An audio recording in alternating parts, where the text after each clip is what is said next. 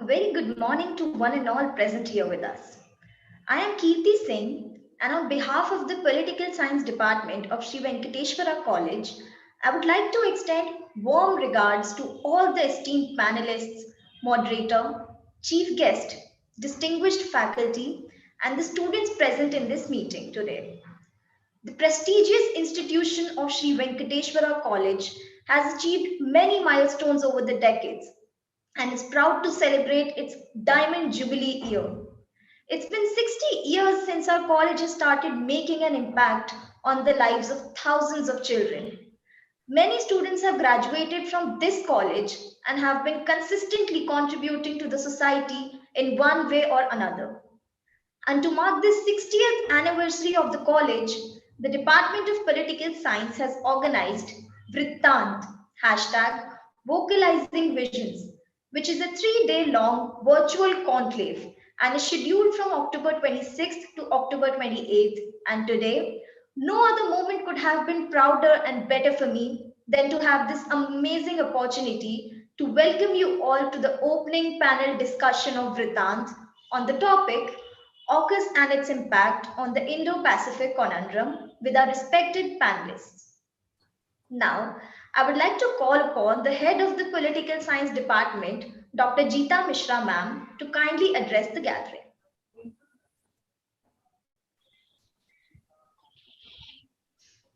Respected Principal Ma'am, Professor C. Sheila Reddy, Chief Guest, Professor P.C. Joshi ji, esteemed colleagues and esteemed speakers and dear students. It is a great pleasure to welcome you to Vrittant. I hope all of you are staying safe. I appreciate the efforts of the Political Science Association who have come together to present Vrittant, a virtual youth conclave. Vrittant literally translates into a story of something.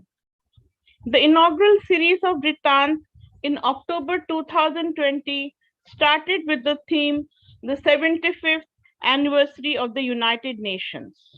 Under the hashtag Vocalizing Vision, the students were motivated to utilize their education and put together their better future for themselves and their peers. The students participated in various activities like seminars, debates, extempore, and quiz. Today, in its second series, the Vrittant focuses on diverse topics covering 3 different dimensions: international affairs, gender studies, and judicial representation. We are delighted to have as speakers Professor Ian Hall, Professor of International Relations and Deputy Director Research of the Griffith Asia Institute, Abhijit Singh, Senior Fellow and Head of the Maritime Policy Institute at Observer Research Foundation, Professor Y. Yoga Jyotsna, Honorary Adjunct Fellow at the National Maritime Foundation, Ambassador Nalini Suri, IFS, Retired Distinguished Fellow at Diplomacy at the Delhi Policy Group, and Vimal Prasad Mohapatra ji as the moderator. There is a panel discussion on AUKUS and its impact on the Indo-Pacific conundrum. The world has recently been introduced to AUKUS, a new defense and technology sharing pact between Australia, United States, and the United Kingdom. The US, UK, and Australia announced the new pact as a response to China's growing influence in the region. AUKUS brings into forefront the strategic importance of the Indo-Pacific region. We all recognize the imperative of ensuring peace and stability in the Indo-Pacific over the long term. According to Biden, the new alliance reflects a broader trend of key European partners playing a role in the Indo-Pacific. We need to be able to address both the strategic environment in the region and how it may evolve today.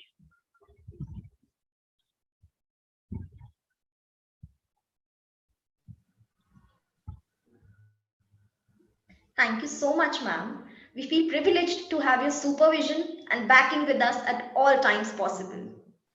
Proceeding further with the event now, I feel grateful to have the presence of our beloved principal, ma'am.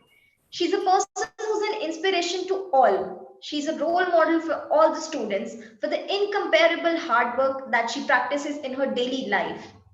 With that said, may I now invite our principal, Professor C. Sheila Reddy, ma'am, to please speak a few words. Good morning and namaskar to all of you. At the outset, I extend a very warm welcome to the Honorable Pro Vice Chancellor, Professor P.C. Joshi, who has kindly consented to be the chief guest for this 3-day event. Sir, your presence is very encouraging and motivating. And as you know that this is the Diamond Jubilee year of our college, and you were kind enough to grace the occasion of the inaugural session in the college premises. And from that day onwards, various departments of the college have been very proactive in organizing events of different kinds, as outlined by the teacher in charge, Dr. Geeta Mishra. And the Political Science Association is no exception.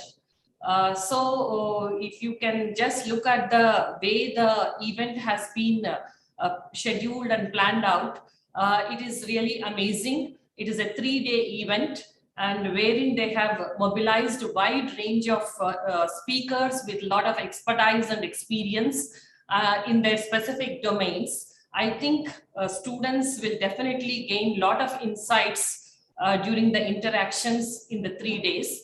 And on behalf of Sri Venkateshwara College, it gives me immense pleasure to welcome you, sir, on this occasion.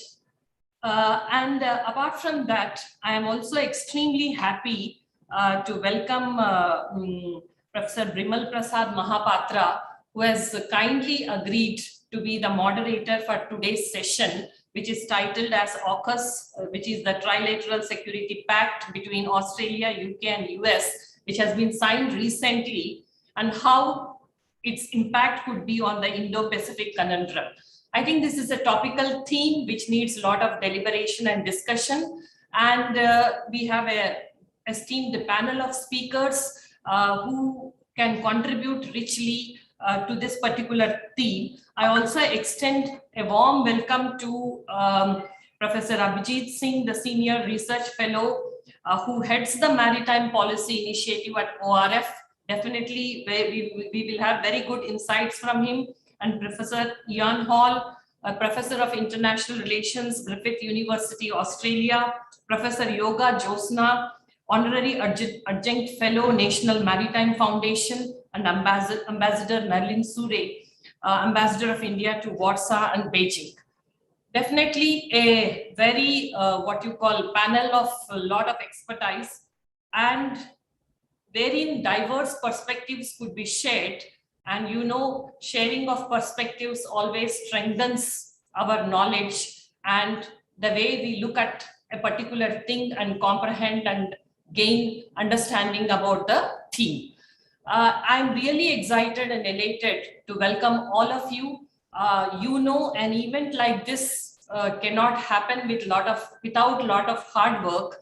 The convener of this society, Dr. Hukum, and the members of the Political Science Association, the president, including the others, they have tirelessly worked to materialize this event, and they have scheduled this event for 3 days. And of course, as outlined with different topics, definitely the participation in this event would be enriching, rewarding, and a very fruitful experience. I wish all the very best to the event. And my compliments to the department, teacher in charge, that is Dr. Geeta Mishra, the convener, Dr. Hukum, and other members of Political Science Association for thinking differently and planning the event in a very creative way. Once again, I extend my warm welcome to the chief guest and other speakers, and thank you so much for this opportunity. Thank you so much, ma'am, for those words and blessing us with your presence today, as well as bestowing upon us this wonderful opportunity of organizing this event. Without you, all this would not have been possible. Thank you, ma'am.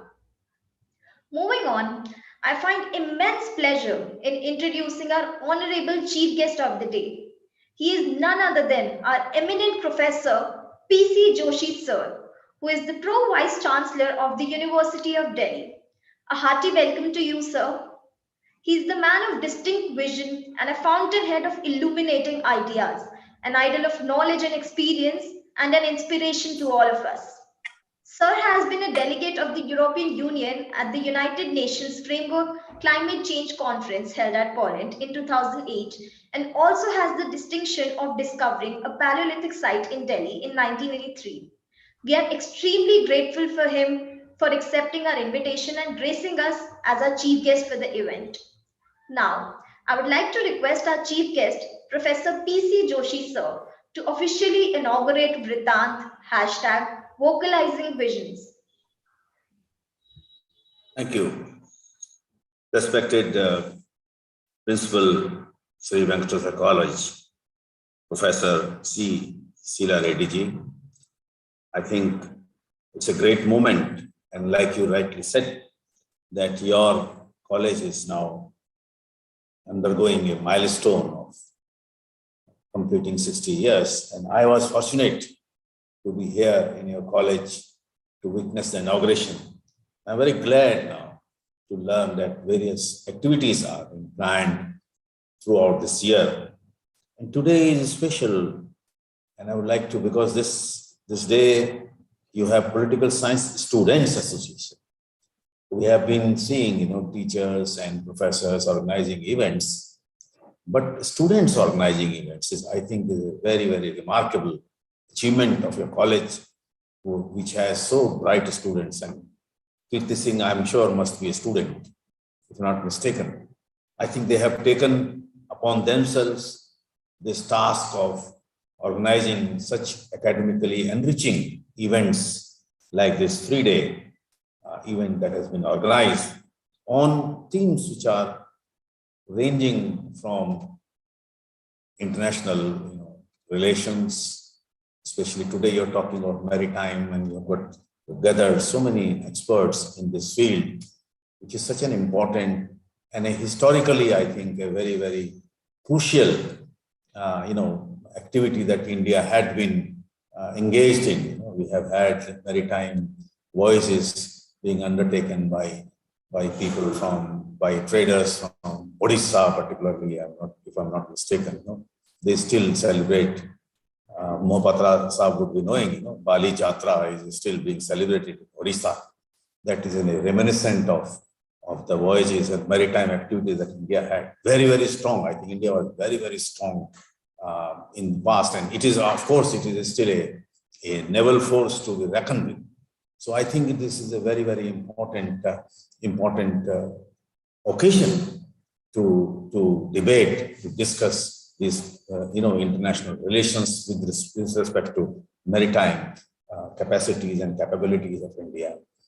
And besides, you are again touching upon gender, and especially you're looking upon, I'm very glad that you're trying to look upon gender representation in judiciary, which is very, very, I think we look at the judiciary, if you look at the Supreme Court judges, you do see, that there is a kind of underrepresentation as far as the women are concerned. I think they are second to none. Therefore, I think raising or looking at these aspects from a political science angle is also, I think, an eye-opener, would be an eye-opener for all of us. So I would like to congratulate, of course, first of all, I would like to congratulate Shivam Kumar. I didn't see him here, but he's the president of Political Science Students Association. And I think the whole credit for organizing everything goes to him. But of course, he must have been guided by dynamic head of department of political science, Dr. Geeta Mishra. So, Madam, you are also to be congratulated for organizing this event and also raising awareness about such important and crucial areas for, I think, for public policy, for international relations.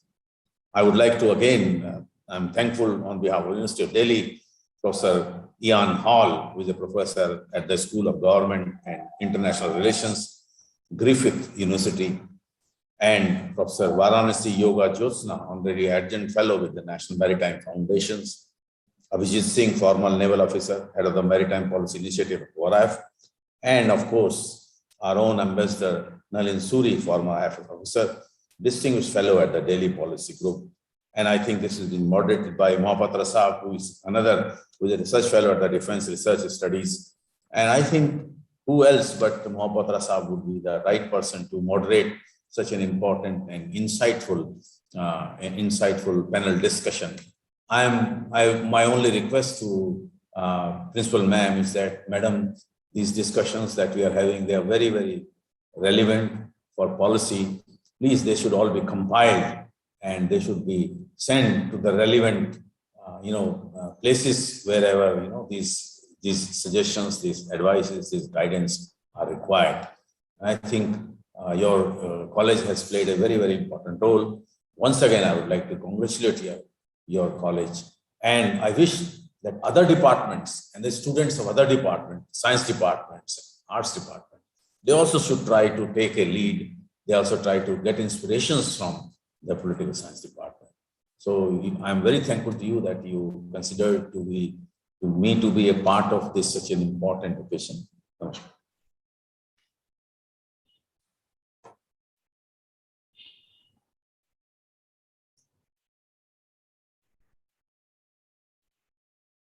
Thank you, sir. Thank you so much.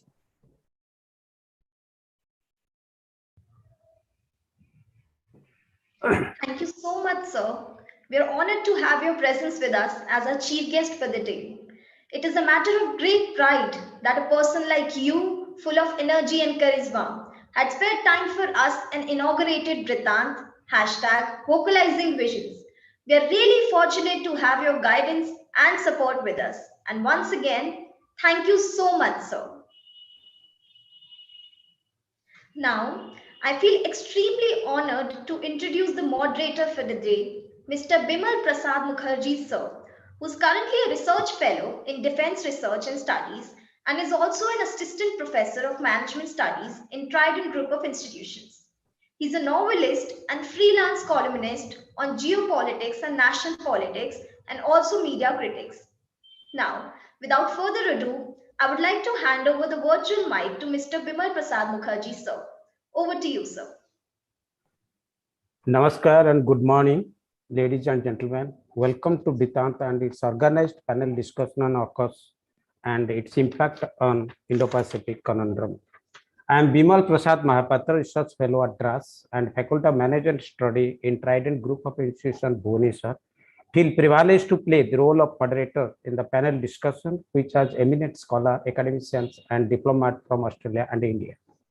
As you all know, on 15th September 2021, US President Joe Biden, along with the Prime Minister Boris Johnson of UK and Scott Morrison of Australia, jointly announced the formation of a trilateral strategic pact called AUKUS between their countries. The announcement emerged in the backdrop of the United States' controversial withdrawal of troops from Afghanistan, located in the western fringe of the Indo-Pacific region, where much talked about quadrilateral security dialogue, shortly called Squad, has been evolving. This trilateral security pact aims to aid Australia in acquiring 8 nuclear-powered submarines at the cost of already in execution of 2016 signed contract between France naval groups and Australia for 12 diesel-powered submarines. This move has certainly resulted in the creation of a hostile atmosphere between Australia and France, and also to some extent between Australia and the European Union, in which France is a prominent military and economic player. AUKUS alliance would majorly serve as a potential counter to aggressive expansionist tendencies of China in the Indo-Pacific region, and to complement Quad.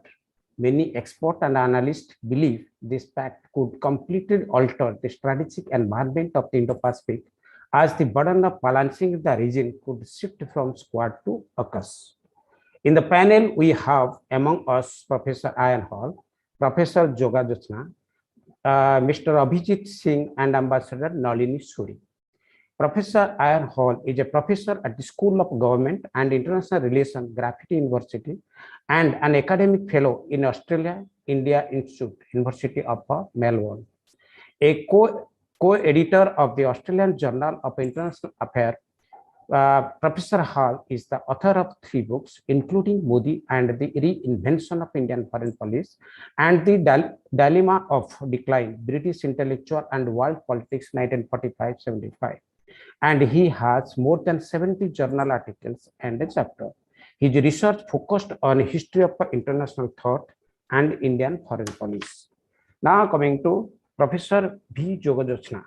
He is an honorary adjunct fellow with the National Maritime Foundation India since 2021. She has worked as Dean Social Science at Osmania University, and at Amity University, she has been the HOI of Amity Institute of Defense and Strategic Study between 2016-21. She is guest faculty with College of Defense Management and Air Warfare, Naval War College, and address social officers on study period, higher Air Command and Naval Command courses, visiting faculty to University of Utah, Salt Lake City, and Kansas State University, Manhattan. She participated in 10 international and 50 national seminars throughout her career and was part of 20 webinars till date.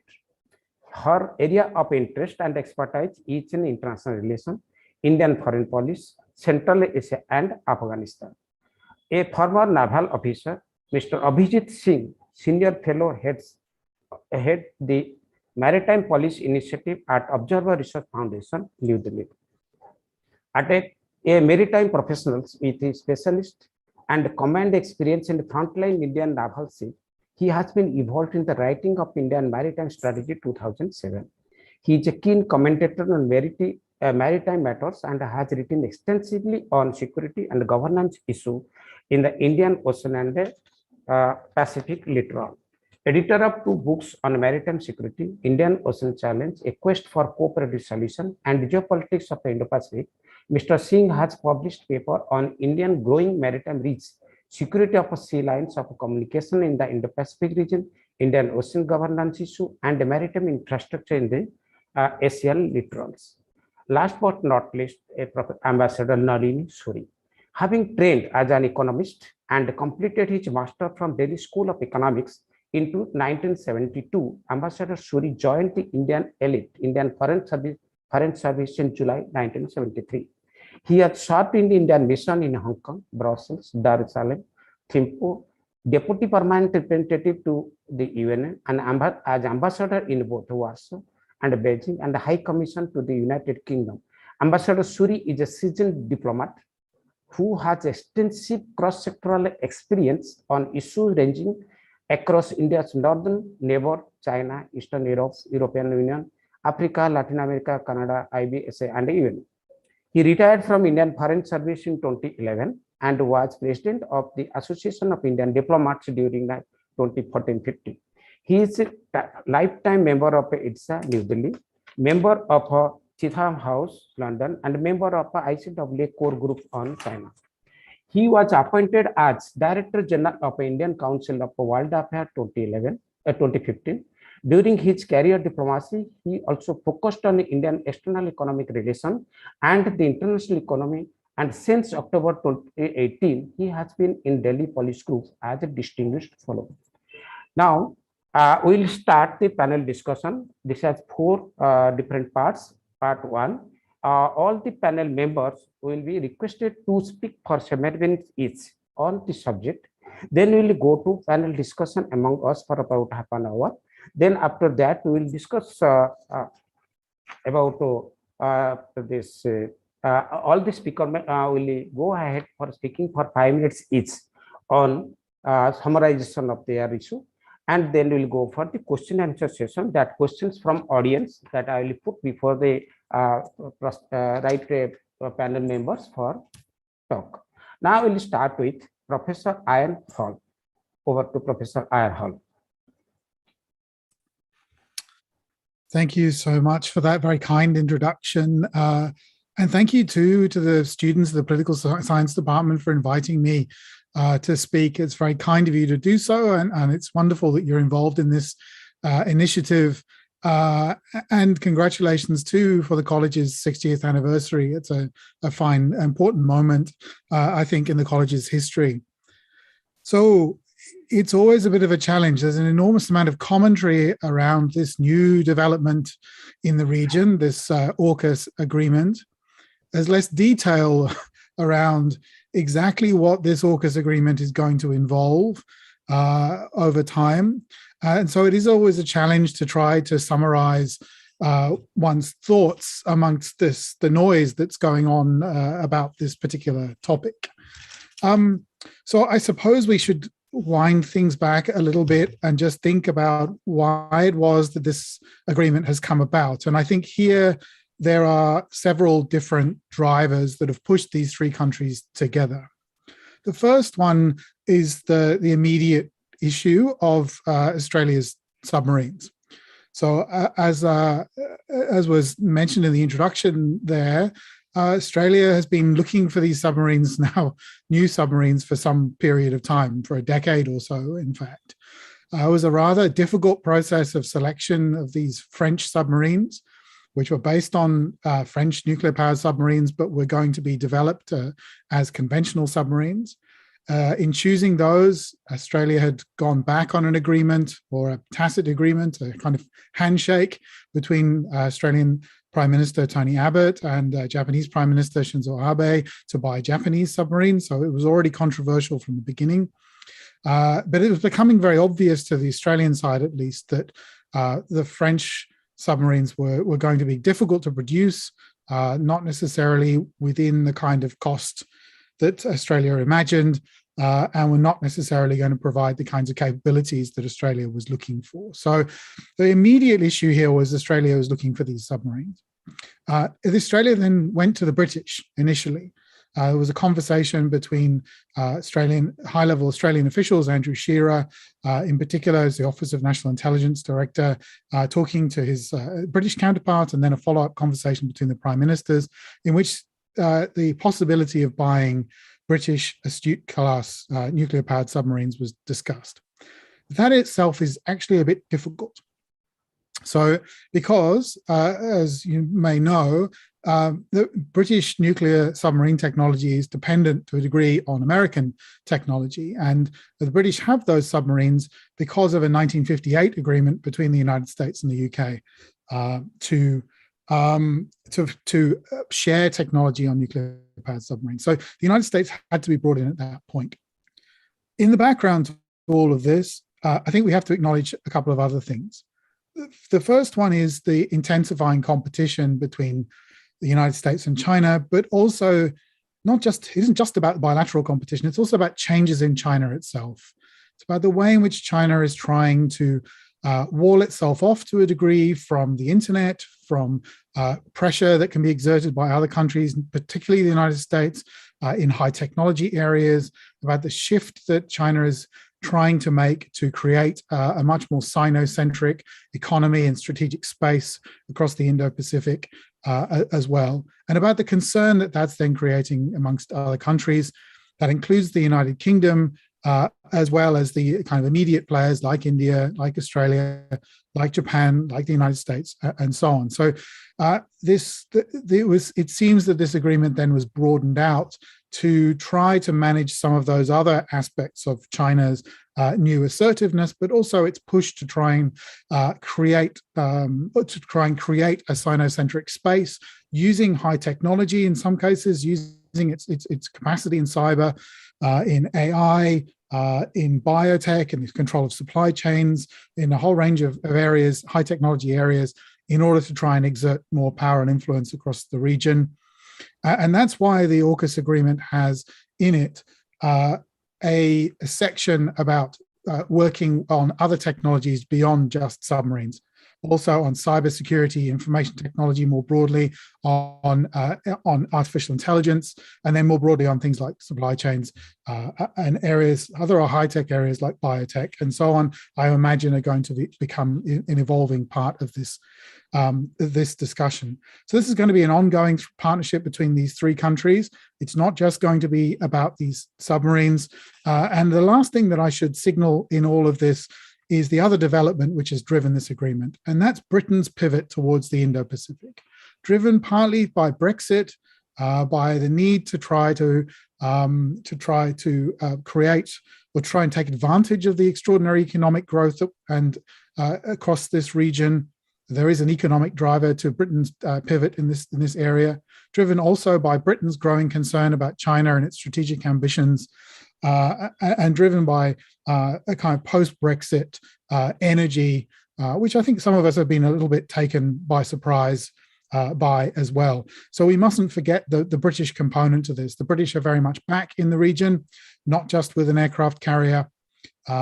They're also at the moment, of course, exercising with India, the Indian Navy off the coast of India as well. And the British want to be a much more significant player across the Indo-Pacific. And I think many countries in the region have some reservations about that, and some reservations about Britain's capacity to play much of a role in the region. But nevertheless, I think on balance, from Canberra's point of view, this is a welcome development. I'll stop in a moment, but I just want to make one last observation. When it comes to these submarines, they're not going to change the strategic balance anytime soon. We are 18 months away, at least, from a contract to buy these submarines. It's not clear whether or not the Australians will buy British or American submarines or try and create some sort of hybrid between the two. Even if a contract can be signed in a timely way, these submarines will not be built and they will not be deployed until the 2040s, at least. So we are 2 decades perhaps away from these submarines actually coming into the broader strategic equation across the region. Perhaps I'll leave it there, and we can come back to some of these issues if you like in the comments. But again, thank you for the invitation to speak. Thank you, Professor Hall. Professor Hall mostly concentrated on Australian side of the issue, and here Australian synergy with the US and the UK in going for this contract. And now, thank you, Professor Hall. And now coming to Professor V. Jogajachna to place her point of view over the issue. Thank you very much, Dr. Mahapatra.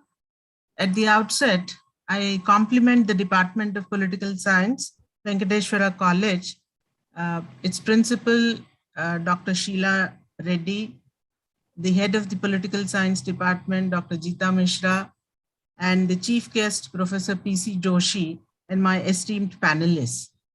The topic is very, very contemporary, and not even just contemporary, very current, because we are hardly 2 months old, 1 month old. Not even 2 months, 1 month old in this organization or the trilateral committee. I have a few slides that I prepared, and I request the organizer, Aditi is supposed to be responsible.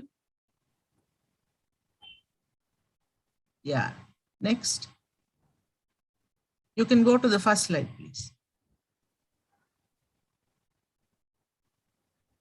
Dr. Ian Hall has already covered many of the points regarding the submarines and the issues between France and Australia. And he very rightly pointed out that it is going to be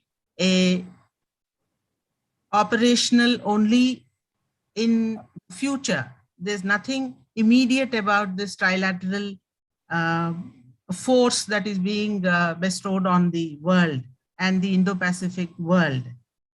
China has bullied Australia in matters of trade during the pandemic, and Australia has been, in my opinion, looking for way forward. Quad wasn't sufficiently militarily oriented to the liking of United States and both Japan because of their Article 9, which prohibits them from having anything but just the self-defense forces, which is a euphemism for their military. And India has moved from non-alignment to alliance politics to some kind of an equation with United States after the foundational agreements. And all these are matters of concern, especially the nuclear position of India is a matter of concern. America went out of its way to accommodate India. The world knows this. Next. I want to bring to the notice of the audience only one particular issue regarding the nuclear politics and related developments in the United States of America. Dr. Hall has also talked about low enriched uranium and high enriched uranium. Very briefly, he alluded to it. And these are the countries that use HEUs, and China and France use low enriched uranium. And one of the reasons that was given for Australia dumping France is the low enriched uranium, and the British and the American combination that was very keen on Australia gaining momentum towards the highly enriched uranium. Please remember the percentage points, and the weapons material grade U-235 comes with highly enriched uranium reactors. USA is reinventing the discourse on nuclear energy, reactor technology since 2000 till 21. After the 2011 Fukushima disaster, the Obama presidency that was in White House has launched what is called the annual nuclear summits. This is the first of its kind from the American White House. Trump presidency continued with them, and in 2016, gradual endorsements of the American civil society started moving towards nuclear energy to combat environmental concerns. There's a lot of research in module MSR related developments. These are small reactors, module small reactors, and there is a company called NewScale. I wish the students focus on these issues in their future endeavors. The NewScale company in Oregon is leading the MSR development. There is another dimension to the nuclearization of the issue.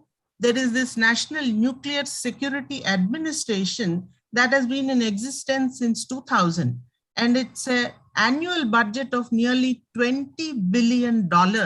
And statistics from 2016 has been propagating the idea that if you go into nuclear technologies and moderate, small reactors, job opportunities are maximum and they are lasting longer than other energy technologies.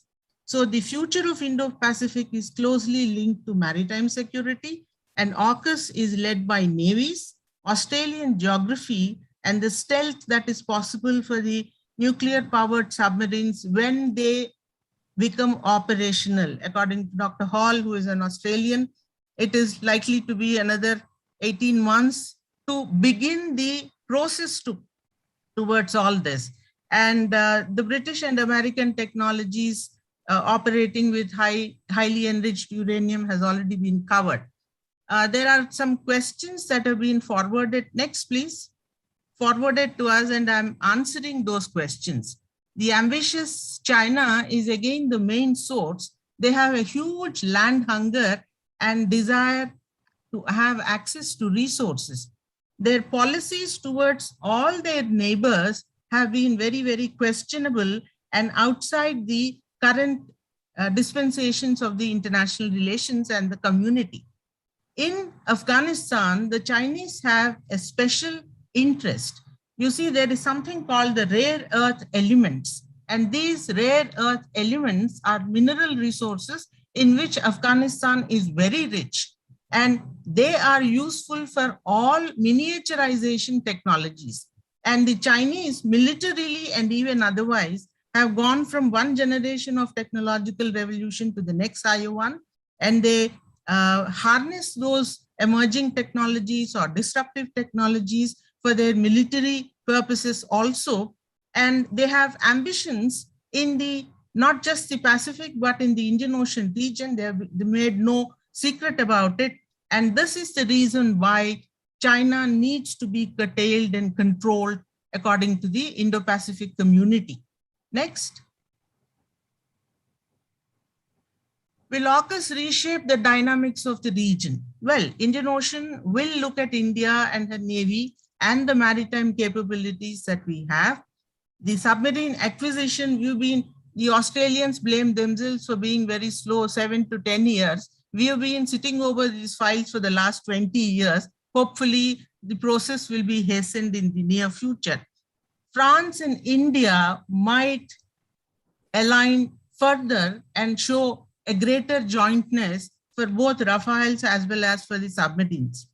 France is outside Quad and AUKUS, but not NATO politics. So the Pacific territories of France, the Five Eyes community of intelligence sharing, all of them are likely to bring France eventually into this AUKUS community or even Quad. India's significance will rise thanks to the land borders and the disputes we have with China and the maritime capabilities that she is aspiring and her friends expect her to have. Last point is, of course, subject to very patriotic Indian opposition and the highly polarized media in our country. Next.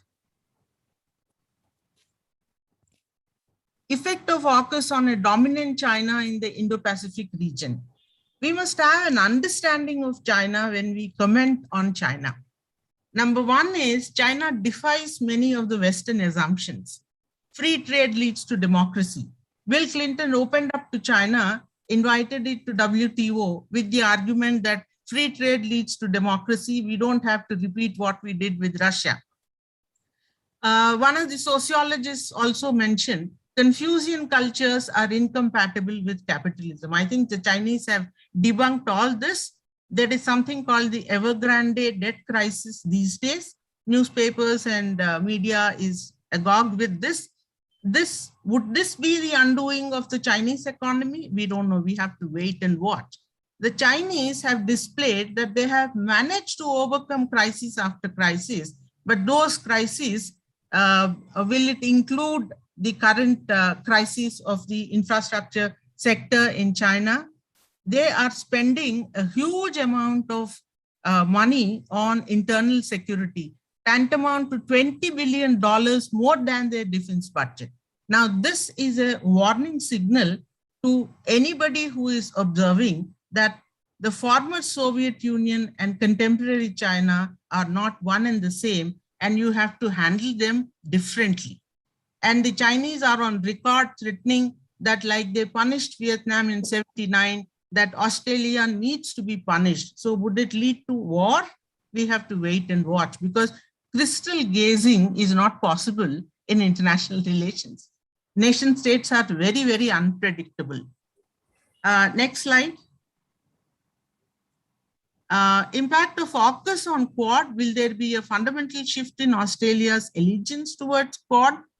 Indian Navy and Australian Navy are talking of interoperability, maritime domain awareness, joint guidance to both the navies, and they've been part of Malabar exercises recently. And there is a liaison officer at the Indian Navy's Information Fusion Center for Indian Ocean region since last couple of months, I think. There is bound to be a coalition of like-minded countries, expectedly democracies. There is a likelihood of scrapping of Article 9 from Japanese Constitution. One has to wait and watch. Militarily, especially, navies will rise in importance in India, because we've been giving most of the funding to the army because of the threat from the northern neighbors.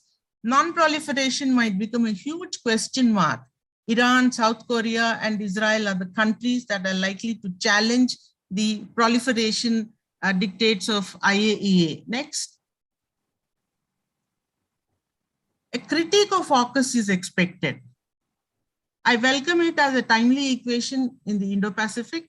It liberates India from proliferation concerns. It gives enough boost to Indian Navy in internal dynamics. And Indo-Pacific countries will spend on military modernization. All weapons manufacturers of the region should be happy, including those of us in India. And there is more clarity in international relations, in my opinion, with the structuring of AUKUS. And at least India should be clear as to who its partners and adversaries are. With those comments, I rest my case. Thank you. Thank you, Professor Jyotsna. Madam has mostly concentrated on India-centric issues and Japanese constraint, Indian non-alignment policy, nuclear energy capability that Australia is looking for, maritime security, China belligerence and bullying Chinese internal politics, etc. She has covered. Now I may request Mr. Abhijit Singh to deliver his part of the talk. Thank you. So at the outset, let me thank the organizers for inviting me to this excellent webinar. I'm pleased to be amongst young scholars and students talking about a subject that has captivated interest in the media and in the strategic community for the past 6 weeks at least, which is AUKUS. Now, Ian is right. There's been so much commentary on this subject. You know, the issue seems to have been evaluated threadbare, and one can be forgiven for thinking that there's very little that remains to be examined or evaluated. And I think Professor Hall and Professor Jyotsna's ample remarks have done very well to fill in the little gaps that may have remained. So I think what I'm going to do is I'm just going to focus on one aspect that I found interesting. In some of the opinion pieces that I've had occasion to read, both from the West and from India, about AUKUS, and I detect a certain cognitive asymmetry in the way the issue has been discussed. So let me say this upfront. I think there are two ways to look at AUKUS. These are two perspectives of the dynamics that AUKUS potentially unleashes in the region. And it just so happens that one view tends to get a little more importance, a little more credence than the other view. So the view that is popular in the media and in the strategic community is that AUKUS is good. It's good for everyone other than China. It's a welcome initiative. And it's a welcome initiative because it resets the strategic balance in a way that's favorable to majority of the Indo-Pacific players. It makes the right signals about India, Australia, and Britain's power, presence, priorities, and perceptions about balance in this region. So it's good for these three countries, but also importantly, what it does is that since it makes no excuses about balancing China, it in a sense frees all the other countries in the region from the pressure to balance China. They can go about doing their, co-engagement, as they say, competition and engagement with China, whereas the US, Australia, and the UK are willing to take the burden of balancing China up front, and that's being put out as a positive to AUKUS. The other message that AUKUS sends out is that India and perhaps even Japan don't need to worry about being part of an anti-China coalition. As the previous speakers have mentioned, there was fear in India and also to a degree in Tokyo that the Quad was somehow being militarized or securitized by the US. And now they don't have to worry about that because the AUKUS is going to be doing all the heavy lifting on that end. And India and Japan can deal with China in a way that they deem fit. The other view that I think does not get too much traction is that AUKUS is a tricky proposition.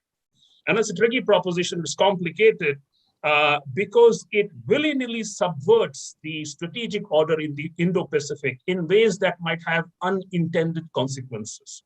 So if one were to read some of the commentary coming out from Southeast Asia, Indonesian analysts writing about it, Malaysian analysts writing about it, it is very clear that there are fears that it is disturbing the balance in the Indo-Pacific, particularly in the Western Pacific, that is predicated on balanced relations between US and China. And by disturbing that balance, it's creating the possibility of greater conflict and greater competition in the region. Now, the skeptics in India especially mentioned two facts. One is that since this is blandly provocative to China, this is going to be hard for India, because India is going to find, at a time when there's an ongoing conflict with China on the northern border, it's going to be hard for India to balance its ties with Beijing. And second, that this agreement alienates France, and it injects an element of distrust into the Western alliance, and that too could have some adverse ramifications. Now, I really have no preference for one view or the another.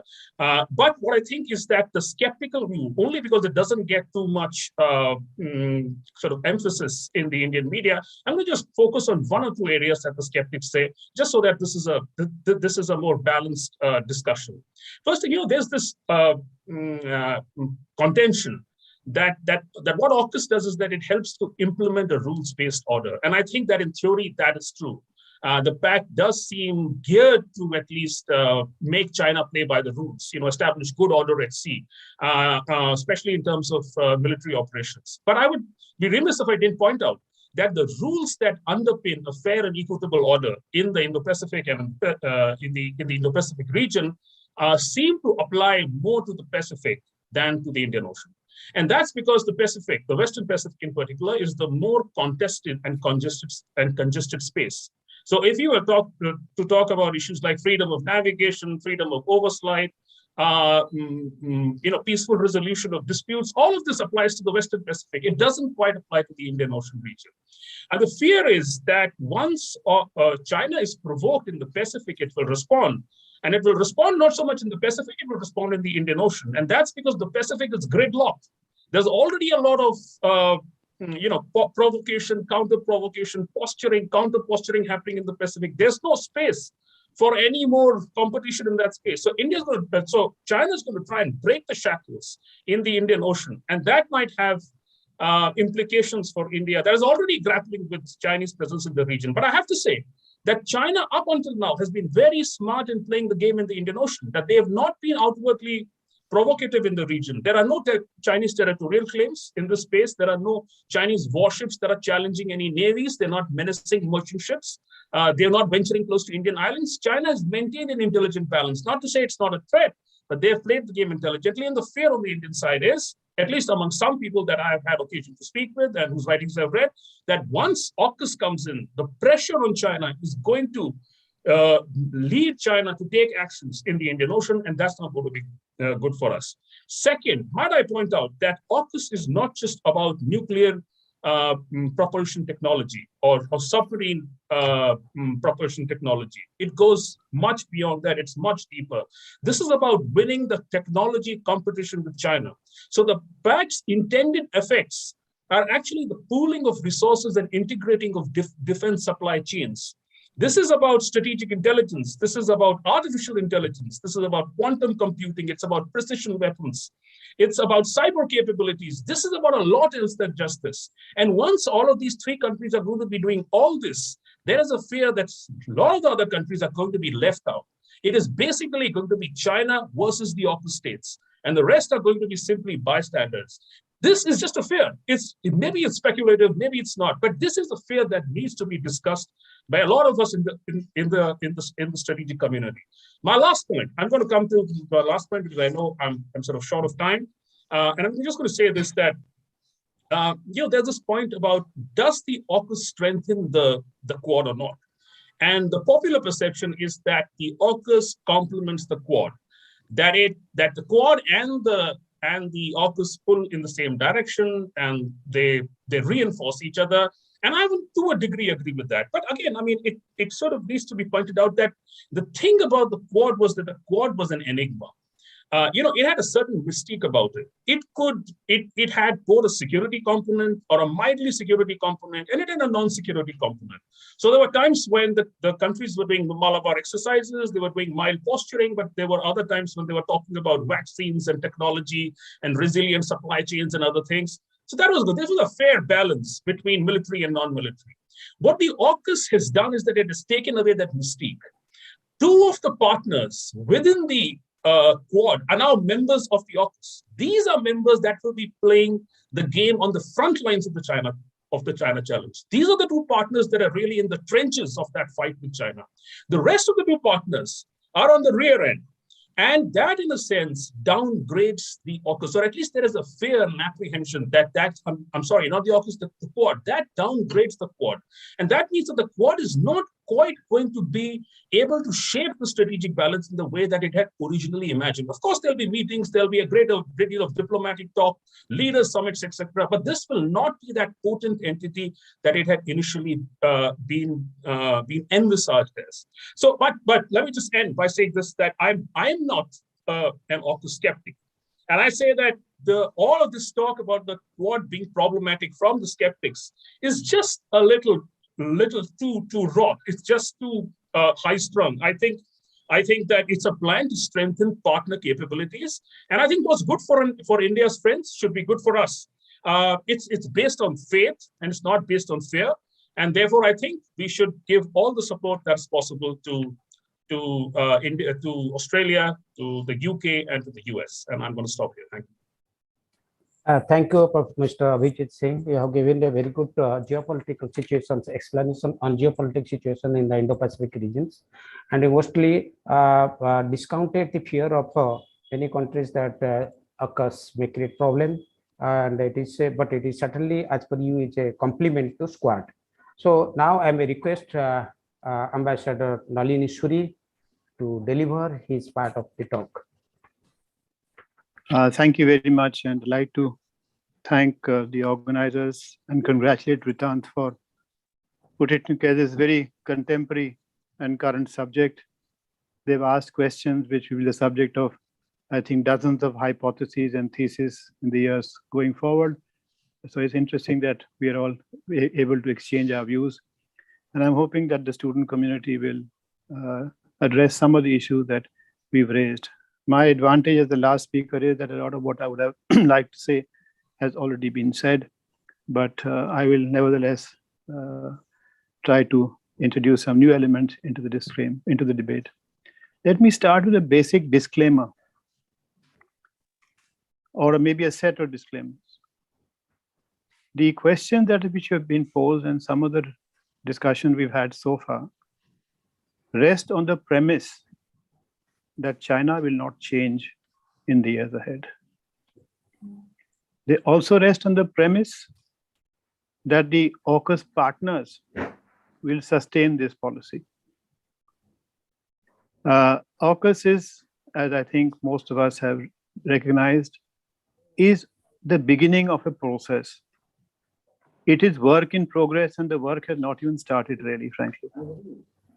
So I think in international relations, to begin to assess what might happen and only look at the negatives may not be appropriate given this manner in which international relations have evolved, particularly since the beginning of this century.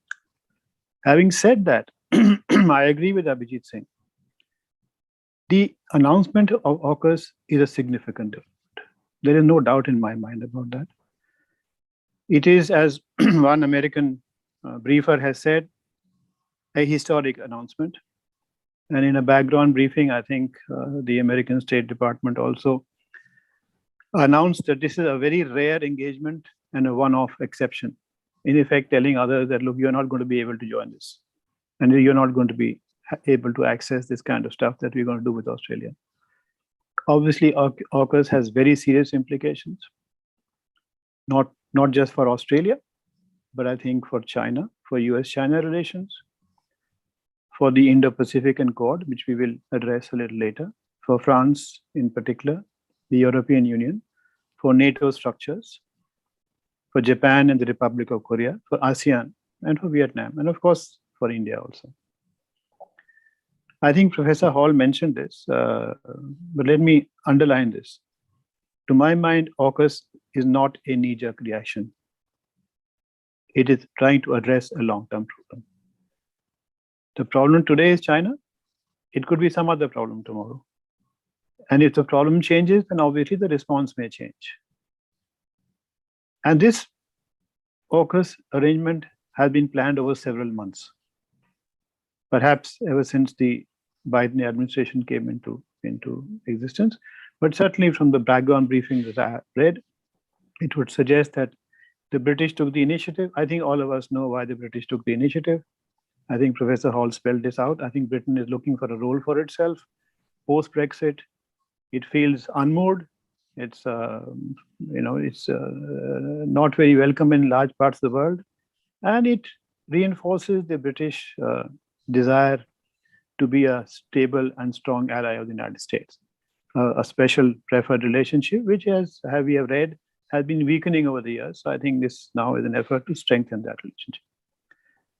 Now, it's also important because, as many of you have mentioned, that the future is in the Asia-Pacific and in the Indo-Pacific. And I'm going to use these two terms deliberately, not because they are the same, they are not at all the same, but because, as Abhijit Singh said, sometimes the feeling is that the focus of all these new arrangements is more on the Asia-Pacific and is of therefore little interest to India.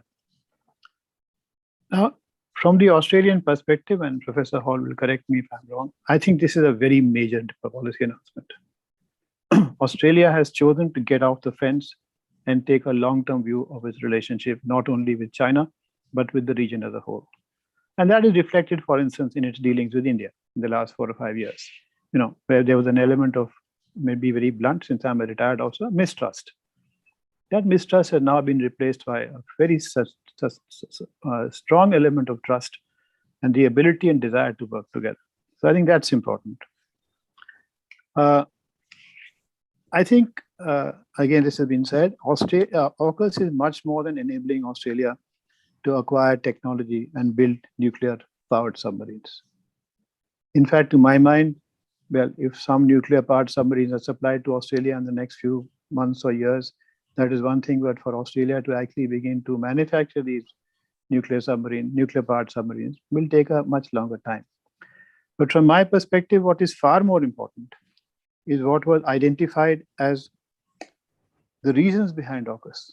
And these were spelled out very clearly in a background briefing done by the US State Department a few hours before the actual announcement of AUKUS. And I think it bears reading them out. Abhijit has referred to some of them. But let me spell them out, because I think that is where the future organizational arrangement will come to develop, if it is going to happen. And that has serious implications for everybody. For friend, doesn't really matter. So what are these objectives? And these have been spelled out. It's all on public record. To sustain peace and stability across the entire Indo-Pacific. This is like motherhood, so let's not go too much into that. Deepening cooperation on the range of defense capabilities for the 21st century. Collaboration on joint capabilities and pursuing deeper interoperability. Spurring coordination in cyber, artificial intelligence, particularly applied, quantum technologies, and some undersea capabilities. Sustaining and deepening information and technology sharing. Integration of security and defense-related science, technology, industrial bases, and supply chains. We must also bear in mind that the AUKUS is an alliance, if I may use that word, or potential alliance of 3 maritime democracies. They have clearly spelled out that this is a triangular security partnership. There is no effort to hide that fact. So I think all of us, whether it is individually as countries or as Quad or Indo-Pacific, have to address how this will impact all of us. It is ostensibly stated that AUKUS is not aimed at any third country, which is true in theory. I mean, as I said, if China changes its colors, then China is welcome not only in the Indo-Pacific, but maybe in other arrangement also. But the bottom line here is, to my way of thinking, that the United States wishes to remain the ultimate guarantor of the so-called rules-based order in the Indo-Pacific. Now, I think this is a signal not only to China, but any other country which may seek to have a more higher profile in the Indo-Pacific, or want to be some sort of guarantor, not just in the Western Pacific, but in other parts of the Indo-Pacific. I know I'm going to be running out of time very soon, so I'm going to just ask a few questions and make a couple of more comments. Why has Japan been left out? We can do this in the discussion that we have. I think Professor Jyotsna has already alluded to some of the reasons for that. what is the impact on the Indo-Pacific? I think here again, we have to be very clear. There is a Japan version, an American version, an India version, an ASEAN version, a German version, an EU version, and a French version of the Indo-Pacific.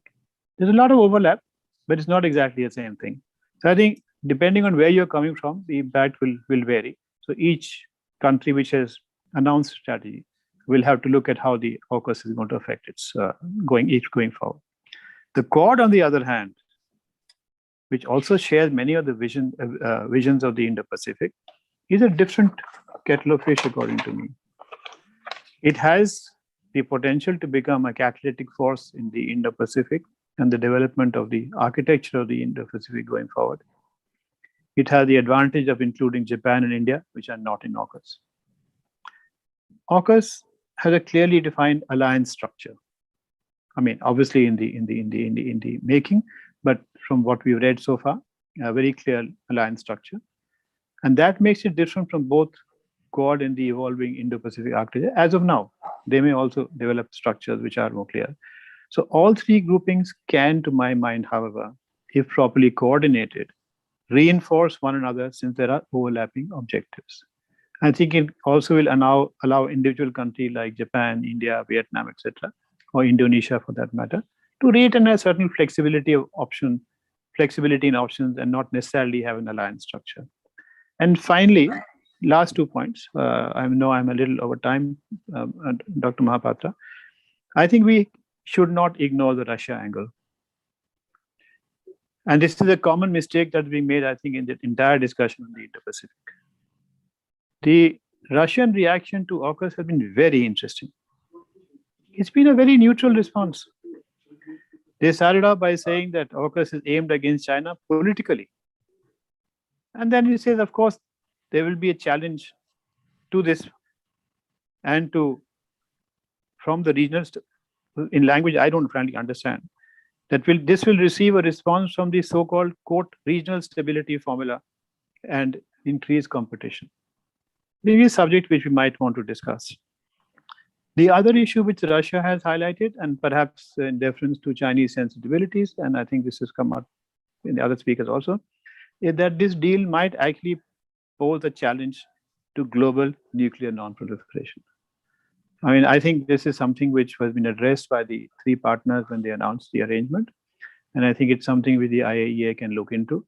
And this issue, I think, can be resolved. The other thing which worries the Russians, and this has been said openly, is that the competition in this market for supply of nuclear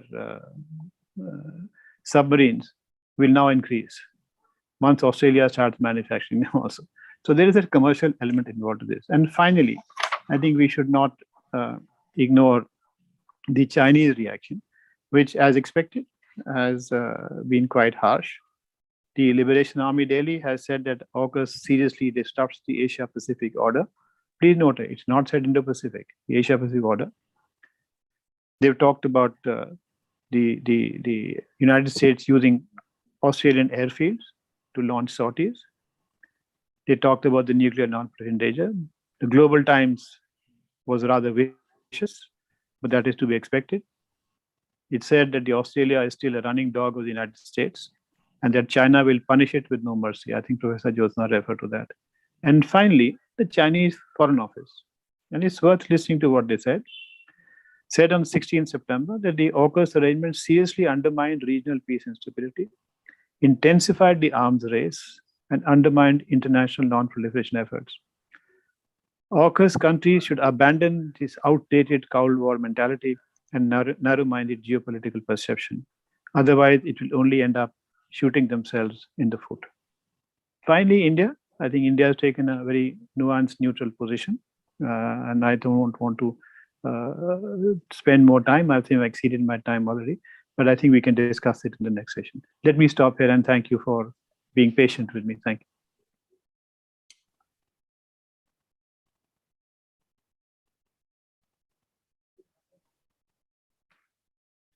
You have to unmute yourself, Dr. Mahapatra. Sorry, thank you, Professor Suri. You mostly covered about Russian angle, Chinese reactions, and USA-UK relationships to strengthen the USA-UK relationship. And it's a very enlightening talk, and I explain a lot of things to our students community. Now we'll have a discussion among us about this different aspect of Indo-Pacific and these AUKUS which have not been covered. Here, I want to raise an issue that I have I am read somewhere, and some people also got apprehension that this AUKUS may promote or provoke second Cold War in Indo-Pacific. This is first for Indo-Pacific, but second World War, Cold War in the world, and specifically in Indo-Pacific regions. How far this is, how far it has got a prospect. Now I may request Professor Hall to deliberate on it, and later I may request others to add their points. Thank you. It's an interesting question. I think, look, we've been moving in the direction of intensified competition in the region since the late 2000s. Around the time of the global financial crisis, leadership in Beijing decided that the United States was shifting into a period of decline for one reason or another, that their moment perhaps had come to push on a range of different areas, and they decided to take that step. And then, of course, since Xi Jinping's rise to power in 2013, we've seen China move in an increasingly, well, the language that's used is assertive. You can use other language if you want to, direction. There's been a shift to try to consolidate China's gains, to try to shift the Chinese economy away from being a manufacturing center towards a much more high-tech economy. There's been also a shift in a kind of an autarkic direction. There's a policy made in China 2025, which has been an attempt to try and partially decouple China from the global economy, or not from the United States at least, and to try and kind of onshore, if you like, technology and so on. So, you know, we've been moving in the direction of intensified competition for more than a decade now. I'm not sure that AUKUS in a way can be perceived as a response to this, and in some ways actually can be conceived as a belated response. We've known now for 6-7 years that China was trying to take control and gain advantage in a number of high-tech areas, and that it was trying then to use some of that leverage in order to make gains across the region, to gain greater power and influence across the region, and we haven't responded to that perhaps in as concerted a way as we might have done. So I don't think that AUKUS is really going to spark a Cold War, and of course, if we end up in an intensified competition with China, it's going to be a very different situation to the one that we saw in the Cold War, partly because China is so much stronger than the Soviets were, and partly because we're in an integrated global economy, and full decoupling is going to be extremely difficult and painful to achieve. So we're in a very different kind of environment to the one that we saw during the Cold War period. So I had got prior information that Mr. Abhijit Singh wanted to leave at 12:20. If he is really leaving that, then I am requesting him to speak something on this issue, or he may give his concluding talk before we go to the others. Professor, thank Mr. you. Singh. Yes, thanks. So on this question that you raise of the AUKUS signaling a Cold War of sorts, I think this is rhetoric that has come from the Chinese Foreign Office. These are the exact words the Chinese Foreign Office has used, that it is going to provoke a Cold War. But it is intriguing that some of the countries in Southeast Asia seem to not disagree with that description of what AUKUS is doing in the region. I mean, I've had occasion to talk to, at a recent webinar, some analysts from Indonesia and Malaysia. So Southeast Asia has been divided in the way it has responded to this, and that in itself tells you so much about how for lack of a better word, divisive the concept is. That Southeast Asia does not know how to respond to this. They know it's important to balance China. Yeah. But this is too harsh a way of responding to China because this could, as I said, unleash dynamics that none of them are prepared for. So what the Southeast Asians are saying, I'm not saying anything about India because India has really been quiet about AUKUS. And before I go there, let me also say that the reason India has been quiet about AUKUS is that all of these countries involved in this, feud, so to speak, between France and the others are all India's friends. So anything that India says could be construed by the other side as, taking a position, siding with one side or the other. So I think there's been no real statement from New Delhi. There's been a lot of sympathy for France. I have to say that even though there are many in the system, including myself, that believe that Australia has all the right to reappraise its strategic environment and take the decisions that are needed in its national security. And in a sense, getting nuclear submarines is not wrong. It's the right thing to do. But the fact that somehow it has undermined and alienated France is something that doesn't sit very well with India. But let me switch back to Southeast Asia and tell you about how they have responded. So what the words that they have used, especially Malaysia and Indonesia, that it's going to spark off an arms race. Again, the fear on that side is that already a lot of these countries are grappling with the PLAN's assertive maneuvers in the South China Sea. The PLAN is that's the People's Liberation Army Navy, which is the Chinese Navy, is already a really strong entity, but this is going to be the incentive for China to further grow militarily. And we've seen this, that China has announced certain plans. If you look at the recent exercises between China and Russia, this is exactly what they meant. They said that a response will come in the strategic domain. This is that response that is coming in the strategic domain. This is not okay for a lot of these countries. So I think what it does is that this has kick-started a certain movement towards greater securitization of the Asia-Pacific, if not the Indo-Pacific. The Indian fear is that in times to come, this will spill over from the Asia-Pacific to the Indian Ocean. And I would just like to mention one little thing, given my time that I spent in the Navy. One of the things that I hear admirals, retired and serving, say that we have to be conscious of the strategic geography of the Indo-Pacific region. The fact is that the South China Sea is a littoral. It's a shallow space. That is not a space where nuclear submarines operate.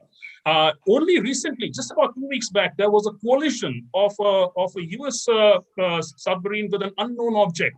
So submarine operations in the South China Sea is fraught with danger.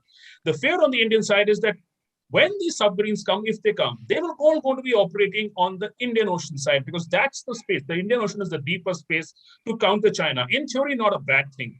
But we've got to be aware of the fact that that's the job of the Indian Navy to do. That's what the Indian Navy prides itself upon itself to do. And the more we have Chinese, Australian submarines and friendly submarines operating in this space, the more, in a sense, it attenuates or it in a way dilutes India's strategic preeminence in the region. So AUKUS in that sense doesn't play very well into Indian interests, although in theory it's good to counter China.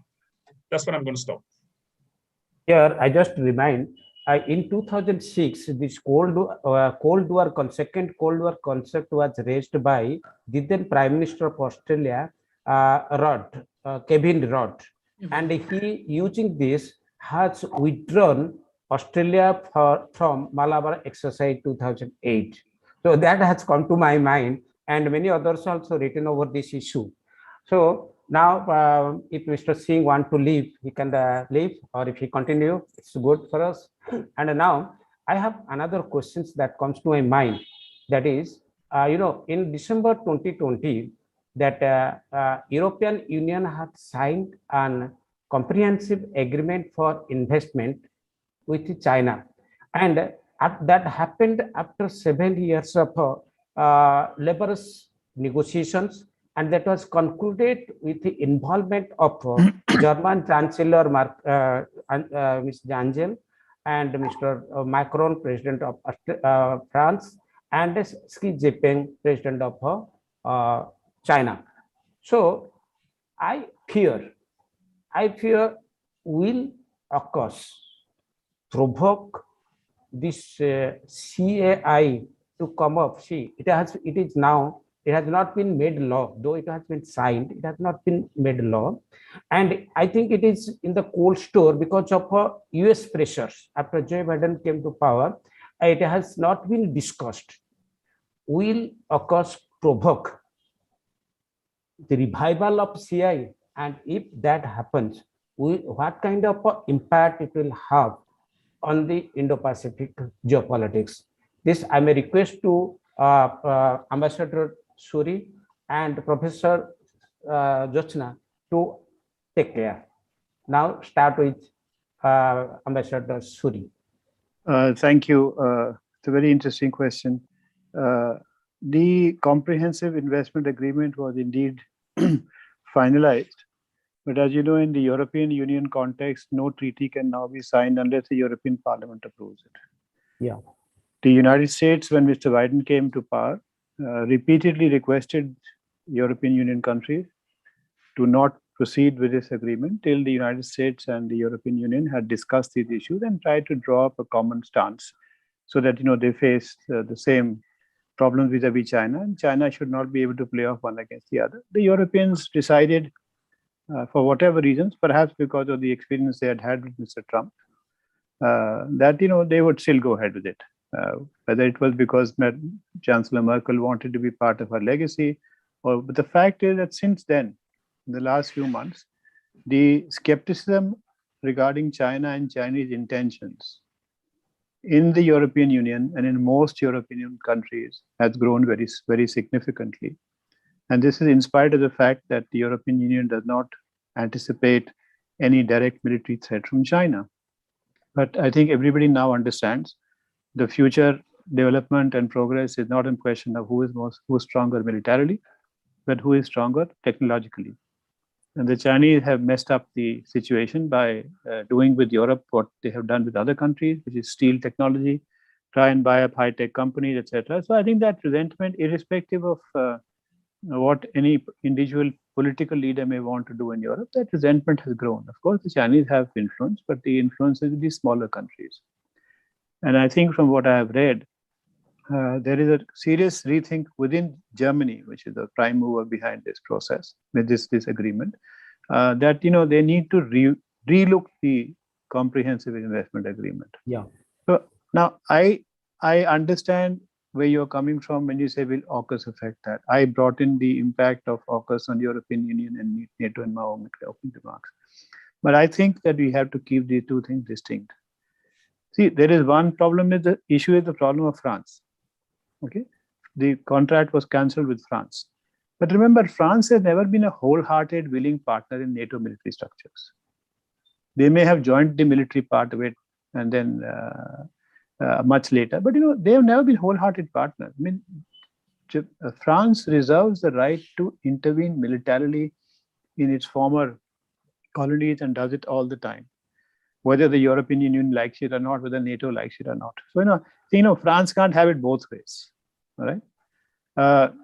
As far as NATO and its impact on NATO and the European Union is concerned, I think if you look at the tendency in the last 15, 20 years, there has been a very clear effort within Europe to develop a European defense and security identity. It's been moving at a snail's pace, I understand. But I think developments since Mr. Trump came to power particularly have reinforced that process.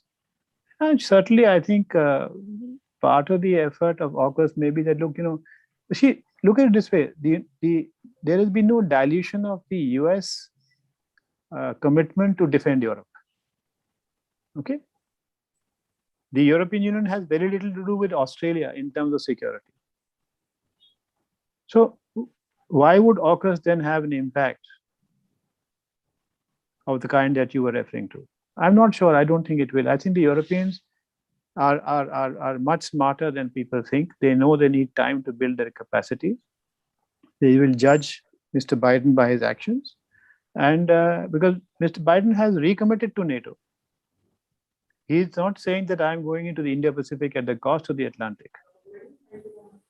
He's saying, I'm going to do both. Now, whether he can do it or not, the US can do it, we don't know. But time will tell. At the same time, I don't think the United States has any serious objection to Europe strengthening its defensive capabilities or even offensive capabilities, as long as they work within the NATO framework. So I think it's a complicated issue. I would not bring that in. But yes, the tendency among some major European powers to say that, look, we need to be able to defend ourselves. And don't forget, people like Mrs. Merkel have said this openly and more than once. But I think this is a tendency which will go on side by side. You cannot just give up NATO unless you're absolutely sure that you have no military threat, for instance, from Russia. Now, there are many NATO members and EU members who believe Russia is a serious threat to them. Yeah. So I think, it's a complicated kind of situation. So let me stop at that and let Professor Jyotsna add to that. Professor Jyotsna, please. Thank you. Largely, I agree with Ambassador Suri, but the issue is every now and then the Russians keep challenging the NATO's reaching their borders, especially in the Baltic region. And they are looking at the European capabilities to accost them in those regions. And that is an issue that one has to keep in mind when we are analyzing the European intentions. And the Europeans are true. They want to revive and rebuild their economies, especially when many of them are very badly hit during the pandemic.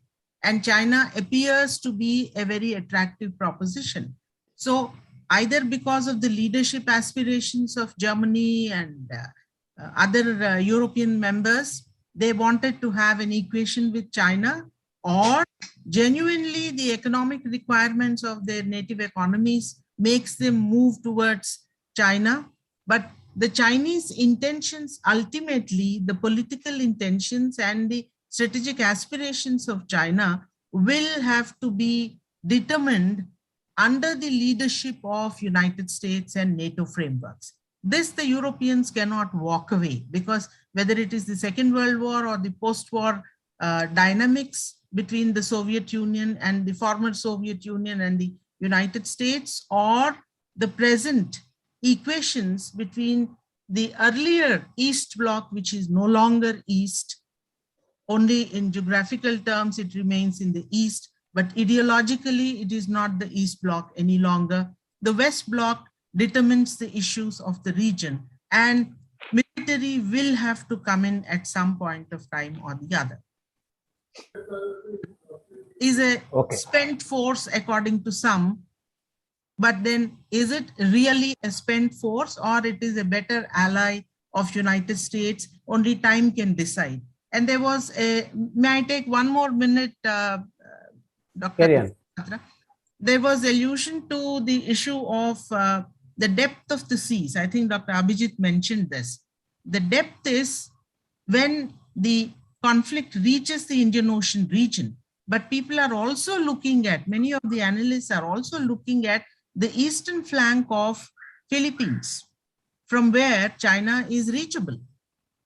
So the Australian submarine capability may have to look at the depths in the Pacific on the eastern side of Philippines to reach, because the Japanese, to the best of their abilities, have already threatened China when they were thinking of penal action on Japanese, that they will release the Fukushima radiated waters into the territorial areas of China. It's a silent, it's as much a killer as the pandemic has been. And Chinese are aware of these kinds of responses from the littorals. And there are numerous issues to be discussed and a lot of dynamics in understanding this whole AUKUS business and its juxtaposition to Quad. Thank you. Thank you. So I may request panel members, if they have any questions to ask to their other panel members, they can ask and discuss among you, or else I may go for some other questions. I have a question to Dr. Hall. May I? Carry on, madam. Yeah, carry on, madam. Dr. Hall, the government wouldn't have taken a suicidal mission when after the squash meeting between the Australian and British naval chiefs, the whole system seems to have catapulted itself toward AUKUS. And I think Ambassador Suri mentioned this. Ever since Biden came into White House, the whole understanding of Australian-American relations vis-a-vis the maritime issues and the nuclear issues has been is being debated at the back of the White House channels at some point of time. But do you think your population supports, because New Zealand was open and brazen in declaring that it will not have anything to do with the nuclear submarine deal of the region, but things might change eventually. New Zealand is not so very capable of an independent foreign policy by virtue of its geography and geopolitics. So do you think the population in Australia supports the stance of the government and the nuclearization that is likely to take place? You may not start weaponization immediately in the next 10 years, but then does the population support it? That's a great question. Australia's population, Australia has long had a kind of a reasonably strong anti-nuclear lobby. It's why we don't have nuclear power plants here. It's why there's always been concern about nuclear testing in the Pacific, which used to be a source of tension with the French. It wasn't just New Zealand. New Zealand obviously remains more, stronger on that stance. And there are some people here as well who are concerned about exactly how we would manage to have manage this nuclear program for these submarines, especially when we don't have our own reactors, when we wouldn't be able to produce our own material. We would be dependent on US or UK refined uranium and so on and so forth. So a whole bunch of questions there which are not really very answerable. There's also an additional challenge for us, which is that the Pacific and the Pacific Island states have a Treaty of Rarotonga. They don't want to have nuclear weapons and nuclear things in that part of the world for good reason, given the tests that were conducted over a long period of time. And so managing that relationship for us is a little bit difficult. And there's also some concern about how autonomous our capabilities would be. So if we're operating American submarines, for example, they could be American or British, but if we're operating American submarines, how autonomous would they be? How would we be bound to the United States in the event of a conflict? Who would have control essentially over these assets? So there is concern about all of that as well. But I think the popular concern about China has grown very significantly over the last 10 to 15 years. And then in the last 2 years or so, what we've seen with the economic coercion of Australia, just the general belligerence that we've seen from Beijing, that has really shifted public opinion, and we can see that in public opinion polls as well. And there's also a pragmatic recognition that if you want long-range submarines that are fast and that can stay submerged for long periods of time, then you have to buy nuclear-powered submarines, and that it would be difficult to get those kinds of capabilities with a conventional submarine. So there are mixed feelings, and there's also some, there's some sympathy with the French too, even though we also remember that the French pushed the Japanese out of the picture themselves. So I think in business that is accepted. It catches up with you at some point of time. See, I have another question to Ambassador Suri. This is regarding trust, importance of trust in diplomacy. See, when the AUKUS was signed, and all of a sudden it come to the knowledge of through media to President Marcos and his defense minister and Foreign Affairs Minister immediately called a press conference and condemned the agreement and recalled their ambassador from Canberra and Washington DC. Until date, Canberra has not got back France ambassador, although France ambassador to Washington DC has returned after a talk held between Joe Biden and Macron. But Macron has not allowed to be heard by from Scott Morrison. And although France has already declared that France ambassador will return to Canberra, but when it will happen, it is not known. That has not been decided. So what is the importance of how much importance this trust carry in diplomacy? This I think Professor Suri is the right person to explain this to our students. Please, Professor Suri. Ambassador Suri. Look, trust is extremely important. It is easier to establish trust amongst countries which have the same values and principles that they share. In principle, for instance, democracies, even though I think it doesn't always happen, because the issue becomes a little complicated when you have commercial dealings. You know, as Professor Hall pointed out, the French actually got the Australians to back out of the agreement they had with the Japanese. I mean, this is a big issue between Australia and Japan for many years. So, you know, if I can do it to you, you can do it to me, kind of situation. I think it was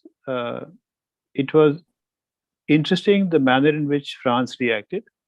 I think a certain amount of pique was there. It's understandable. But as I said to you, know, France has to be judged by its own actions within NATO over the years. France has always reserved the right to independent action while being a member of NATO. Now, if you keep that kind of option open, and you see, let's face it, France is also a major competitor in the manufacture of major armament systems. So I think it's difficult to say whether in this case it was simply a matter of trust, because there are also reports that have appeared that the French were not unaware of the talks going on between Australia, the United Kingdom, and the United States. I find it difficult to believe that the French systems were not able to pick up at least some signals, because these talks have been going on for several months. So obviously somebody was also sleeping on the job, to tell you very bluntly. So, you know, trust is extremely important. Take our own case, for instance, with the Chinese. Chinese have not only betrayed trust, they've actually violated signed treaties and agreements with India. Oh. So my advice to people always, irrespective of the country you're dealing with, particularly if you're dealing with a country where you have had problems in the past, it's not enough to trust based on negotiation, discussion, and past record. You must first verify and then trust. It's not a foolproof formula even then in our business. See, that's why I started my remarks by saying that as of now, this is a very important agreement. Will it be sustained? That depends on many, many issues. Yeah. Will Australia change its position? Will the United States change position? Will China change? Will regional pressure get people to adjust? Will Japan, etc., want to join this arrangement? You know, it's still work in progress. It's just start of a process, but the start of a very important process. And let me say here what I had intended to say. I had a long sort of set of opening remarks. I don't know why, but I suppose we get used to talking too much. See, the AUKUS is an agreement amongst 3 Anglo-Saxon countries, whether we like it or not. These 3 countries are part of the 5 Eyes process. Common DNA is there. Common DNA is there. No, not just that. You also have Canada and New Zealand. But the point is, and these countries have good reason to trust one another, because their trust has been sustained for a very long period of time, irrespective of the regime in power. When I say regime in power, elected regime in power. You know, there have been variations, obviously. You know, I may not like you, you may not like me, and, you know, Ian may not like me, but ultimately, when it comes to bottom line, we find a common ground and we keep our differences amongst ourselves.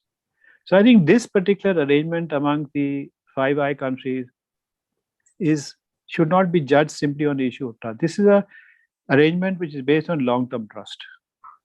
And as far as I know, this trust, and Professor Hall can correct me if I'm wrong, as far as I am aware, this trust has not been betrayed amongst the Five Eyes countries so far, at least not to my public knowledge.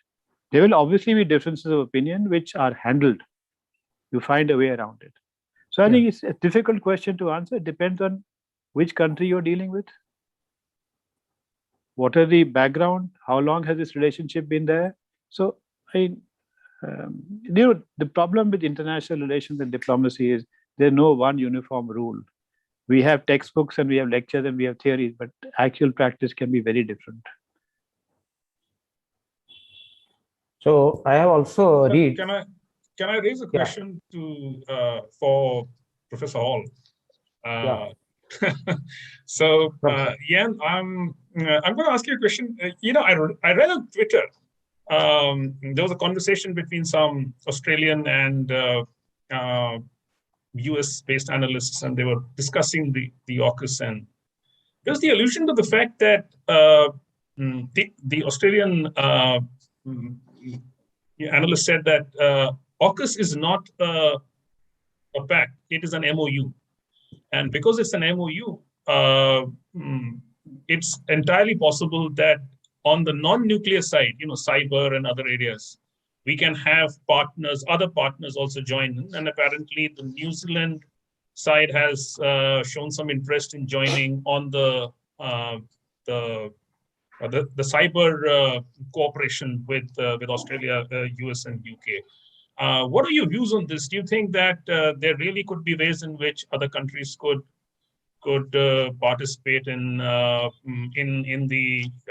this sort of broader arrangement that these three countries, or do you think that this is just trilateral? It's sort of cast in stone that no one will join from the outside. And second, given the Indian experience with the French Scorpion class, it took a long time, and it is and it's been delayed by sort of many years.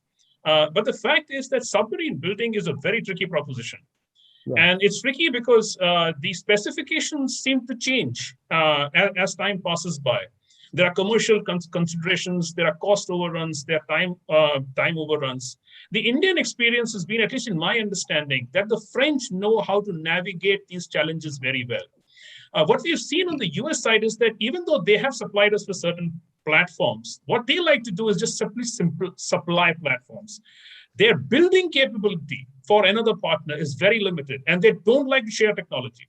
Now, I'm not saying that Australia expects the US to share any nuclear-powered submarine technology to them, but surely there must be an expectation that some technology transfer will happen from the US, and have the engineers and other on the defense management side considered that France is a seasoned player, and it's easier to talk to France and get the French engineers to do than it would be for Australia to get the Americans to do the same thing. I know this is hypothetical, but the Indian experience is quite telling in this. And we've not had much success with US engineers. We've simply had to buy equipment from them.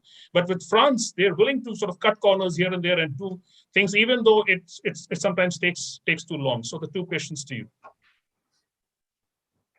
No, thank you. So look, Abhijit, they're great. They're good questions, and I might not be able to offer particularly good answers. Let me take them in reverse order. On the submarine building question, these are just unanswered questions. I think Australia hopes that the United States and the UK, or either or, would be willing to transfer us all of the technology, or 99% of the technology, and would also allow us to build these things in Australia. But if we're going to be frank about it, we don't have the capacity to build these things in Australia right now. Yes. And one of the problems that we had with the French contract was that we didn't have the capacity to build even conventional submarines off French plans right now. So there are too many unanswered questions there. The big concern that we had with the French was cost, but the other issue was information, with the security of the plans, essentially, was the security around the program. And some of the concerns there were sparked actually by the Indian experience, where you've had some data leaks allegedly from the program that you've been referring to, the Scorpion submarine. So there's that. I think that the MOU analogy on AUKUS, I think, is a really interesting one, and I think that's a good way of putting it. Unlike the 1958 defense agreement between the US and the UK, this is not a formal treaty. These things have not yet been written down. I would expect that on the submarine side of things that we would see some kind of formal agreement, either tripartite or bilateral, agreed down the line. 18 months is the timeline they're talking about. In terms of bringing in other partners in other areas, yes, we've already seen these discussions, possibly that New Zealand might be interested in coming in, and the noises coming out of Canberra have been pretty positive. We've also seen, of course, the Canadians, there was a lot of angst in Ottawa about being left out of AUKUS, that they felt that they'd been blindsided by AUKUS. Canada, unfortunately, has not been a significant player in the Indo-Pacific, and its diplomacy in the region has been generally poor, as we saw during the Prime Minister's visit to Delhi a few years ago. So I do think there are opportunities to come in, and of course, we're seeing parallel tracks where some of this discussion about cyber AI and so on is being handled within the Quad. Some of it has been handled within AUKUS. And of course, AUKUS, potentially the conversations could be deeper because it's underpinned by Five Eyes, by trust, but also by processes that have been put in place for a long period of time for secure information sharing. And I think that might be one of the obstacles to bringing in other partners outside of the Five Eyes, notwithstanding the fact that I think Japan would be interested in some conversations about these issues. I think India would as well. I think some Southeast Asian partners would too, South Korea too. And I don't, from my own perspective, I don't have any objections to bringing in those partners. Okay, now we're running short of time. Now there are some questions from audience. So one question is to Mr. Abhijit Singh. How do you see India's engagement with France in Indo-Pacific and broadening this partnership to include nuclear-propelled submarine, which can suit our strategic needs and salvage French naval industry at the time of crisis? This is question to Mr. Abhijit Singh. Well, there's been some speculation about the fact that the French might consider supplying nuclear submarines to us. There's no way of knowing whether they're really considering this or not, but the fact that they seem to be piqued actually miffed by the rejection from Australia. The expectation on the India side is that perhaps they will sort of look for other partners with whom they can have this kind of cooperation, and perhaps we'll get these nuclear submarines from them. I'm going to say that getting nuclear submarines is not easy. Nobody transfers nuclear submarines just like that. And might I also identify the main problem with the nuclear submarines? Look, I think we've got an SSBN program, which is a ballistic nuclear missile submarine program. But the thing is that the equipment, the reactor which is there on that is quite primitive. It's a first generation reactor. And with a SSBN, you don't actually require the platform to be high tech. Because it has to perform a very limited role. It simply needs to go out into the sea and wait to launch a nuclear weapon if it's ever required to. A nuclear submarine with an SSN, which is a non-nuclear missile submarine, is a weapons platform. This is an attack submarine. It needs to be extremely maneuverable. So it needs to have the best kind of reactor. And building that reactor is very tough. So in the case of the SSB and Arihant, we got some help from the Russians. I'm not sure that our relations with the French are still at a level where the French will be comfortably sharing nuclear propulsion technology with us. There could be some complications with regard to the fact that even sharing of nuclear propulsion technology is something that comes within scrutiny. You know, there was reference made to the IAEA, etc. It's not something that France is just going to do in a jiffy. They're going to have to read the rules very carefully, and one of the reasons why the French have been particularly disappointed, and then again with reference made to they were completely taken aback and blindsided by this, is that this regime is actually implemented primarily by the US. The US is extremely secretive about any transfers of nuclear propulsion technology. And in this case, the US violated its own regime to provide an Anglo-Saxon partner, as Ambassador Suri says, with nuclear submarine technology. I completely understand why they did so. At this moment, the competition with China is really foremost in the minds of many Biden administration officials. So perhaps this was the right time to do so. And the China threat is no ordinary threat. I mean, I go with that. But will the French again violate that regime, seemingly violate that regime to do it with India? I'm not sure. So I think any expectation that India is going to get nuclear submarine technology easily from France, I think isn't right. I think there got to be more discussions with the French to see what they can do. They can certainly help us build a nuclear reactor. But I'm also going to say that if India does get its nuclear submarines, it would take more than a decade for us to do so, because building a nuclear attack submarine is as I said, is a very difficult proposition. Thank you. Okay, now we are running short of time. We have left with only 5 minutes. Now, next question is to Professor Jyotsna. This question is, as we see the Australian government moving towards bringing in technology for nuclear-powered submarines through AUKUS, is it possible in the future scenario that Australia, which is one of the biggest critic for the proliferation of nuclear weapon, will go for nuclear-capable submarine enriching weapon-grade uranium? This is a question to Professor Jyotsna, and Professor Hall, if time permit, may add some few points. Unmute, please, Professor Jyotsna. Please unmute. Professor Jyotsna, please unmute. Yeah. Look, this whole issue of the nuclear submarines and the technologies related and the weapons grade uranium, all this has to be structured very, very carefully. It is not going to happen in a jiffy. One, you must have the platforms, and with so much since 74, you have a non-weaponized deterrence in the case of India. And with that background, struggles Dr. Abhijit was mentioning, to have the necessary cloud for SSBNs. Arihant was our project. I'm familiar with a little bit of DMDE's work in Hyderabad. The DMDE has been struggling to get, because these technologies have to be evolved indigenously. You can't borrow them, you can't buy them. Nobody is willing to transfer them. That is a big constraint on Australia at the moment. And they have a division whether to unearth the uranium deposits that they have as an export material in that country. That has not been sorted out. This is why I asked Dr. Hall the question whether the civilian population of Australia supports the entire project of the AUKUS. And so in the case of so many ifs and buts, this is not going to be an easy acquisition or a status for the Australians.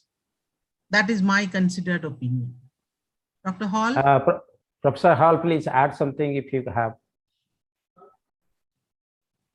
Look, I think the answer is really Australia's got two options. It either buys Astute-class submarines from the British or Virginia-class submarines from the Americans. It has to hope that either the British or the Americans have the capacity to build those submarines. It doesn't really have any other options. Also, it doesn't have any time. It needs it needs this capability, and it needs it soon. Okay, Professor Abhijit, Mr. Abhijit, can you add 1 or 2 points? We have left with another 1 minute. No, I mean, there's really nothing more to say in this. I mean, I would agree with Ian that their options are between the Astute and the Virginia. I'm not sure that they're going to get the Virginia. They probably get the Astute, and even there, I think there's a long gestation period. I just hope that Australia doesn't realize a couple of years down the line that these partners, that this submarine building enterprise is turning out to be a little more complicated than it was with France.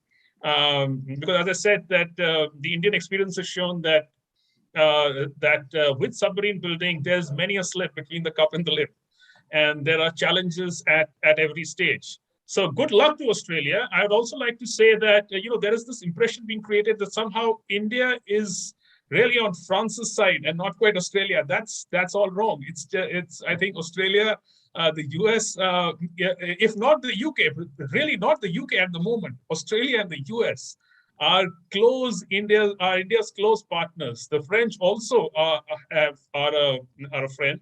But I don't think any of us in New Delhi are taking sides between France and Australia. We are happy for Australia to get these submarines. It's just that the thought that Australian submarines are going to be operating in close to Indian waters, trying to fight the Chinese, isn't a very comforting thought. So that's as a former naval officer, I mean, I have to say this up front, that I have no quarrel with the Australians getting submarines. But Australian submarines operating in the Eastern Indian Ocean is a bit of a concern, especially at a time when India doesn't have its own. But I'm going to end there, and there's really nothing more to say.